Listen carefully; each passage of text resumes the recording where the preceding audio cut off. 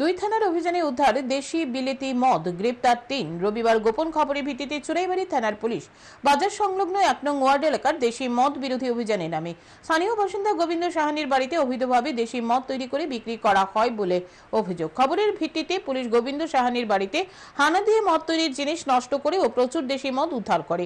প্রথমে বাড়ির লোকজন মদ তৈরির কথা অস্বীকার করলেও স্থানীয়দের থেকে খবর পেয়ে বাড়ির মালিক গোবিন্দ সাহানিকে গ্রেপ্তার করে পুলিশ। এদিকে এদিন ধর্মনগর থানার পুলিশ বিলেতি মদ সহ দুজনকে আটক করে ধর্মনগর থেকে কৈলাসহর যাওয়ার রাস্তায় আনন্দবাজার এলাকায় একটি অটো আটক করে পুলিশ। অটোটিতে তল্লাশি চালিয়ে ২২ বোতল বিলেতি মদ উদ্ধার করে পুলিশ। আটক করা হয় রমেন্দ্র ত্রিপুরা ও কর্ণরাম রিয়াংকে। তাদের বাড়ি ধর্মনগর থানার অধীন বালিধুম এলাকায়।